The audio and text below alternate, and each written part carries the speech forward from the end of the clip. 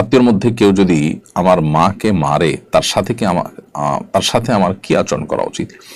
আপনার মাকে যদি কেউ আঘাত করেন, অথচ তিনি আপনার রক্ত সম্পর্কে আত্মীয়, তো আপনার মায়ের প্রতি তিনি জুলুম করলে, অবিচার করলে, আপনি সাধ্য অনুযায়ী সেটা প্রতিহত করবার চেষ্টা করবেন। কিন্তু সেটা প্রতিহত করতে গিয়ে আপনি নিজে যদি অন্যায় লিপ্ত হয়ে যান, তাহলে সেটা কিন্তু জায়েজ হবে না। সেক্ষেত্রে আপনার মাকে সেভ করার চেষ্টা করলেন, কিন্তু প্রতিহত করার চেষ্টা আপনি করতে যাবেন না। ধরা যাক বাবা এই কাজটি করছেন, তাহলে এখন বাবাকে প্রতিহত করতে গিয়ে যদি আপনি বাবার প্রতি সন্তান হিসাবে অন্যায় করতে হয়, অন্যায় আচরণ করতে হয়, তাহলে সেটা কিন্তু আপনার জন্য জায়েজ হবে না। কারণ একটি অন্যায়কে বন্ধ করতে গিয়ে, রোধ করতে গিয়ে আরেকটি অন্যায়ের সৃষ্টি করা যাবে না। সো আপনি আপনার মাকে সেভ করার চেষ্টা করবেন সর্বাবস্থায়, এটা ঠিক আছে। আর আপনার আত্মীয় আপনার মায়ের প্রতি অবিচার করছেন, এই অবস্থায় তার হাত ধরে তাকে থামিয়ে দেওয়া সেই অধিকার আপনার আছে, এবং তাকে যথাযথভাবে বিচারের মুখোমুখি করা, তার শাস্তি নিশ্চিত করার উদ্যোগ নেওয়া, এগুলো আপনি করতে পারেন। কিন্তু আইন হাতে তুলে নিয়ে আপনি যদি সীমা ছাড়িয়ে যান, তাহলে সেক্ষেত্রে সেটা কিন্তু গুনাহ হবে। মায়ের প্রতি ভক্তি বা অতি ভালোবাসার কারণে, সহজাত যে ভালোবাসা, সেটার কারণে আপনি যদি তার প্রতি অবিচার করে বসেন আপনার নিজের জ্ঞাতসারে কিংবা অজ্ঞাতসারে, তাহলে সেটা কিন্তু নাজায়েজ হবে এবং গুনাহের বিষয় হবে।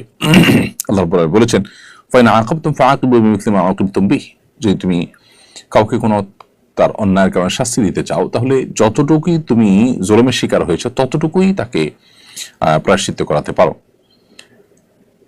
অর্থাৎ পরিমাণটা যেন বেড়ে না যায়। আর ওয়ালাইন সাবার, তোমার যদি তুমি ধৈর্য ধারণ করতে পারো, আল্লাহ বলছেন লাহু খায়রুল লিস-সাবিরিন, তাহলে ধৈর্যধারীদের জন্য সেটা সবচেয়ে উত্তম। কারণ তুমি প্রতিশোধ নিয়ে যা অর্জন করতে পারবে, সবর করে তার চেয়ে বেশি অ্যাচিভমেন্ট তোমার হবে। অতএব সবরকে তোমার অগ্রাধিকার দেওয়া উচিত। এমরিত তানভীর মাহতাব সাজিদ আপনি লিখেছেন, মাহফিলের টাকা কি রাস্তা থেকে তোলা যাবে? আর রাস্তা থেকে টাকা তোলা হারাম নয়, কিন্তু রাস্তা থেকে অপমানকর ভাবে টাকা তোলা, এটা ইসলামের সেবার চাইতে ইসলামের ক্ষতি বেশি, সেই দিক থেকে গুনাহের কারণ হতে পারে। আর যদি রাস্তায় টাকা তোলার ব্যাপারটা হয়ে যায় আজকাল জোরপূর্বক চাঁদাবাজির মতো, অনেকটা রশি ধরে গাড়ির গতি থামিয়ে অনেকটা লজ্জায় ফেলে মানুষকে যদি সিচুয়েশন ক্রিয়েট করে যদি তার কাছ থেকে টাকা আদায় করা হয়, তাহলে সেটা নাজায়েজ হবে। শাহিন আখতার আপনি লিখেছেন, স্ত্রীকে পাশে রেখে স্ত্রীর প্রতি মনোযোগ না দিয়ে ফোন চালানো কিছু বলেন হুজুর।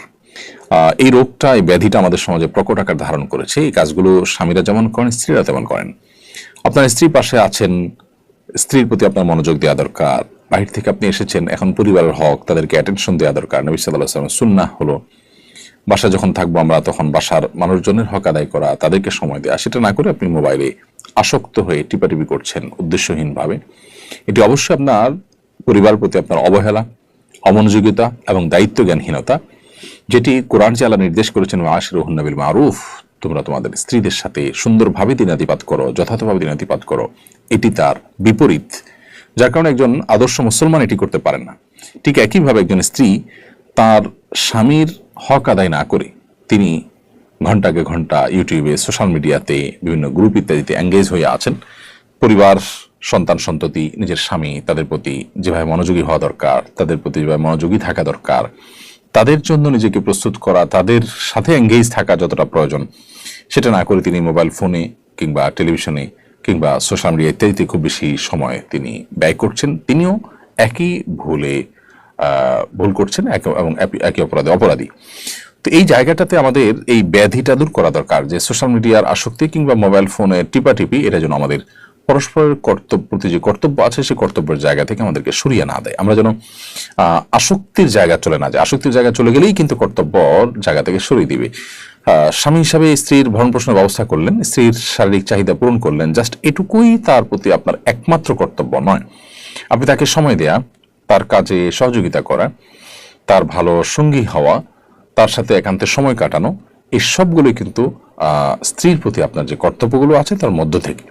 সো সেগুলোর ব্যাঘাত সৃষ্টি হয় বা সেগুলোকে আপনাকে আদায় করতে দেয় না, সেরকম কোনো কাজ আপনার মধ্যে যদি থাকে, সেটা নিয়ে আপনার বারবার ভাবতে হবে এবং সেখানে সংশোধনী আনতে হবে। এই সোশ্যাল মিডিয়ার আসক্তি, মোবাইল ফোনের অতিরিক্ত ব্যবহার, এটা আল্লাহর থেকে আমাদেরকে দূরে সরাচ্ছে, বান্দার হক নষ্ট করাচ্ছে, জাহান্নামের দিকে আমাদেরকে নিয়ে যাচ্ছে। বিধায় বিষয়টা খুবই সিরিয়াস। এটা কে খুব হালকাভাবে দেখার কোনো কারণ নাই। এই জন্য স্বামী হোক আর স্ত্রী, নারী হোক আর পুরুষ, সবাইকে এ ব্যাপারে দায়িত্বশীল আচরণ করতে হবে এবং এই ব্যাধি থেকে মুক্ত হওয়ার, সুস্থ হওয়ার চেষ্টা চালাতে হবে।